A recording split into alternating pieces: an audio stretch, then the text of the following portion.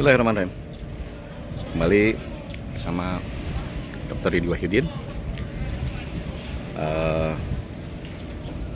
Langsung dari Pulau Gili Air, salah satu dari 3 pulau yang ada di Lombok Utara yang dikenal dengan Gili Matra. Dan ini saya ingin menyampaikan bahwa kegiatan wisata di Gili Air ini itu memberikan posisi manfaat yang sangat besar bagi kehidupan penghidupan masyarakat di sekitarnya. Maksudnya seharusnya itu adalah memang secara teoritikal keberadaan satu aktivitas sebagai aktivitas ekonomi mestinya atau seharusnya mampu memberikan dampak ekonomi, sosial bagi masyarakat sekitarnya. Nah, tentu saja keberadaan pariwisata di Gili Air ini seharusnya juga memberikan itu.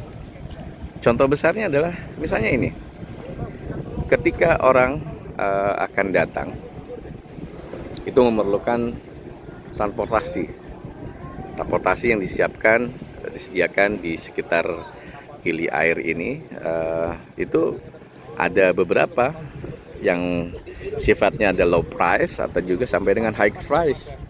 Ya, memang ada yang privat, ada juga yang cepat, atau juga ada yang public transportation. Ya, public transportation disebut di sini namanya bus laut. Kalau kita di darat mengenai bus, ya di sini ada bus laut. Nah, tentu saja semuanya mendatangkan mestinya nilai ekonomi begitu. Mestinya masyarakat akan mendapatkan manfaat berupa misalnya minimal adalah yang low price gitu ya. Ya seperti ini kan bisa disewakan gitu ya. Bisa disewakan sebagai alat hubungan ya, perhubungan dari satu lokasi ke lokasi lainnya. Sebagaimana disampaikan tadi di muka bahwa 3 Gili itu dikenal dengan Gili Matra ini, itu adalah 3 kawasan pulau yang memang disiapkan untuk kawasan wisata. Yang paling kredit sebetulnya di Trawangan, Gili Trawangan, di mana di sana ketersediaan daya tampungnya saja sudah tidak mencukupi ya. Setiap baris, setiap sudut, setiap ruang situ sudah terpenuhi dengan beberapa materi ataupun beberapa orang ya yang hilir mudik gitu ya, menuju dan ke wilayah tersebut. Nah, keberadaan perahu ini sebetulnya itu juga akan memberikan namanya direct economic impact, ada indirect economic impact mestinya, dan juga ada industri demand. Industri demand yang dimaksud adalah ketika misalnya tenaga kerja yang dalam konteks penyediaan sarana transportasi ini itu mendatangkan adanya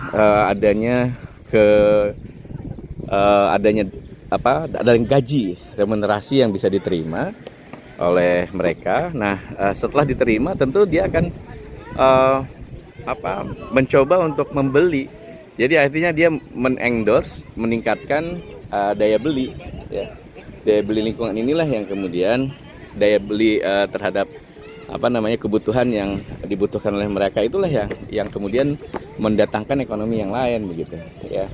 Ya, disitulah fungsinya kenapa industri demand ini bisa menjadi faktor pendorong dari keberadaan dampak ekonomi setempat. Nah, di sisi lain tentu saja berkaitan dengan yang indirect economic impact, di mana indirect economic impact ini biasanya kan berkaitan dengan misalnya kapal ini dia membutuhkan BBM, kemudian membutuhkan berbagai macam sarana dan prasarananya dan sebagainya. Itu adalah bagian yang tidak terpisahkan dari indirect impact dari transportasi. Nah, yang pasti adalah ketika berhubungan dengan direct economic impact, bahasanya adalah setiap orang yang akan bepergian itu memerlukan biaya transportasi. Nah, biaya transportasi inilah yang kemudian dikeluarkan. Nah, itu baru dari sisi transportasi. Bayangkan misalnya dari 1.000 sampai 2.000 orang per hari yang datang ke 3 Gili ini, itu membutuhkan kuliner, membutuhkan alat-alat pendukung wisata, membutuhkan lokasi untuk dijadikan sebagai lokasi penginapan, atau bahkan bisa juga disiapkan berbagai macam yang berkaitan dengan souvenir misalnya, seperti itu. Dan semuanya itu berkaitan dengan keberadaan ekowisata ini. Nah, disinilah terlihat bahwa perekonomian mestinya dapat dimanfaatkan dan memberi manfaat kepada masyarakat lokal, sehingga masyarakat lokal tidak 3 gigit jari. Jadi masyarakat lokal itu akan mendapatkan manfaat tambahan terhadap dilakukannya kegiatan pariwisata.